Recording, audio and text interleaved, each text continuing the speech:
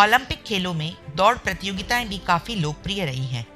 पहले ये प्रतियोगिताएं घास के प्राकृतिक मैदानों में होती थी, अब ये कृत्रिम टार्टन ट्रैक पर होती है। 5 प्रकार की इन प्रतियोगिताओं में विभिन्न दूरियों में 100 मीटर से लेकर 10,000 मीटर तक की सामान्य दौड़ के अलावा 25-30 हजार की दौड़ें, रिले, बाधा, स्टेपलेस चेस्ट दौड़ आदि होती हैं। इन दौड़ों में समय मापन के लिए इलेक्ट्रॉनिक यंत्रों का प्रयोग किया जाता है। हमारे देश में जिस खिलाड़ी ने 1960 के ओलंपिक खेलों में 400 मीटर की दौड़ में महत्वपूर्ण उपलब्धि हासिल कर देश का गौरव बढ़ाया, वे थे उड़न सिख मिल्खा सिंह।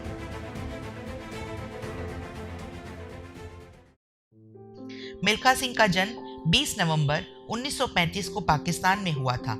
1947 में जब ये अपने परिवार के अन्य सदस्यों के साथ दिल्ली आए तब उनकी उम्र मात्र 12 वर्ष थी। मिल्खा सिंह के परिवार के अधिकतर लोग सेना में थे, जिनमें इनके बड़े भाई माखन सिंह सेना में हवलदार थे। 9वीं कक्षा तक शिक्षा प्राप्त करने वाले मिल्खा सिंह का ध्यान पढ़ाई लिखाई में न होकर खेलों में ज्यादा था। अपनी आजीविका के लिए ये पढ़ाई छोड़कर एक ढाबे में काम करने लगे। फिर इनके भाई ने 1953 में इन्हें सेना में भर्ती करवा दिया। विभाजन की अफरा तफरी में मिल्खा सिंह ने अपने माँ बाप को खो दिया था। अंततः वे शरणार्थी बनके ट्रेन द्वारा पाकिस्तान से भारत आए। ऐसे भयानक बचपन के बाद उन्होंने जीवन में कुछ कर गुजरने की ठानी। अपने करियर के पीक समय में उन्हें पाकिस्तान से दौड़ का न्योता मिला, लेकिन बचपन की घटनाओं की वजह से वे वहां जाने से हिचक रहे थे। लेकिन उनके न जाने पर राजनीतिक उथल पुथल के डर से उन्हें वहां जाने को कहा गया। उन्होंने दौड़ने का न्योता स्वीकार किया। दौड़ में मिल्खा सिंह ने सरलता से अपने सभी प्रतिद्वंदियों को ध्वस्त कर दिया और आसानी से जीत गए। अधिकांश मुस्लिम दर्शक उनसे इतने प्रभावित हुए कि उन्हें देखने के लिए ही वो मैदान में आए थे। बुर्का नशीन औरतों ने तो इस महान धावक को दौड़ते हुए देखने के लिए अपने नकाब तक उतार दिए थे। इसी दौड़ में उन्हें उड़न सिख की उपाधि भी मिली। मिल्खा सिंह ने सेना में कड़ी मेहनत की और 200 मीटर और 400 मीटर रेस में अपने आप को स्थापित किया। कई प्रतियोगिताओं में सफलता भी हासिल की। उन्होंने सन 1956 के मेलबर्न ओलंपिक खेलों में 200 और 400 मीटर में भारत का प्रतिनिधित्व किया।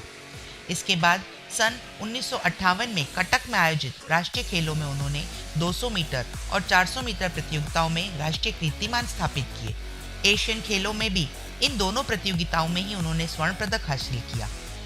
साल 1958 में उन्हें एक और महत्वपूर्ण सफलता मिली जब उन्होंने ब्रिटिश राष्ट्रमंडल खेलों में 400 मीटर प्रतियोगिताओं में स्वर्ण पदक जीता।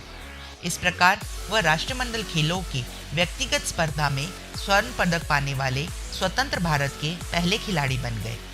2012 में सरकार ने उन्हें ओलंपिक खेलों में लगभग 20 पदक अपने नाम करने वाले रिकॉर्ड होल्डर के नाम से भी नवाजा।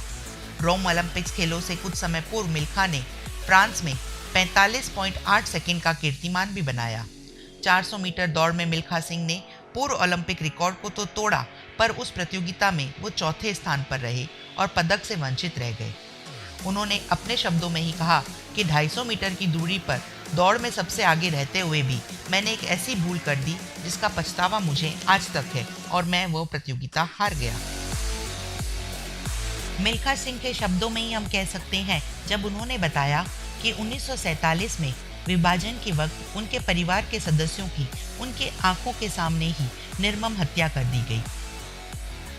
वह उस दौरान 16 वर्ष के थे। उन्होंने कहा कि हम अपना गांव छोड़ना नहीं चाहते थे। उनका गांव गोविंदपुरा आज के पाकिस्तान पंजाब में मुजफ्फरगढ़ शहर से कुछ ही दूरी पर है। जब हम सब ने गांव छोड़ने का विरोध किया तो इसका अंजाम विभाजन के कुरूप सत्य के रूप में उन्हें भुगतना पड़ा। चारों तरफ खून खराबा था। उस वक्त मैं पहली बार रोया था। उन्होंने यह भी बताया कि विभाजन के बाद जब वह दिल्ली पहुंचे, दिल्ली रेलवे स्टेशन लाशों से भरा पड़ा था। मिल्खा ने कहा कि जब 1960 में पाकिस्तान में एक दौड़ में हिस्सा लेने के लिए उन्हें जाना पड़ा तो प्रधानमंत्री नेहरू ने ही उन्हें समझाया था और राजी किया था। उनका मुकाबला इस रेस में एशिया के सबसे तेज धावक माने जाने वाले अब्दुल खालिद से था। इसमें जीत हासिल करने के बाद उन्हें उस वक्त पाकिस्तान के राष्ट्रीय फील्ड मार्शल अयूब खान ने फ्लाइंग सिख की उपाधि दी थी।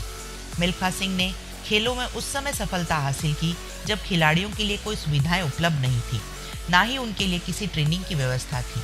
आज इतने वर्षों बाद जब हम उन्हें इतनी सुविधाएं देते हैं, तो भी कोई एथलीट ओलंपिक में सफलता पाने से दूर रह ही जाता है। रोम ओलंपिक में मिल्खा सिंह इतने लोकप्रिय हो गए थे कि जब वह स्टेडियम में घुसते थे तो दर्शक उनका जोशपूर्ण स्वागत करते थे। यद्यपि वहां वह टॉप के खिलाड़ी नहीं थे, परंतु सर्वश्रेष्ठ धावकों में उनका नाम अवश्य था। वैसे उनकी लोकप्रियता का दूसरा कारण उनकी बढ़ी हुई दाढ़ी और लंबे बाल भी थे। टोक्यो एशियाई खेलों में मिल्खा ने 200 और 400 मीटर की दौड़ जीतकर भारतीय एथलीट्स के नए इतिहास रचे। मिल्खा ने एक स्थान पर लिखा है कि मैंने पहले दिन 400 मीटर दौड़ में भाग लिया। जीत का मुझे पहले से ही विश्वास था, क्योंकि एशियाई क्षेत्र में मेरा कीर्तिमान है। शुरू में जो तनाव था वह स्टार्टर के पिस्तौल की आवाज के साथ रफू चक्कर हो गया। आशा के अनुसार मैंने सबसे पहले फीते को छुआ और मैं नया रिकॉर्ड बनाने में भी कामयाब रहा।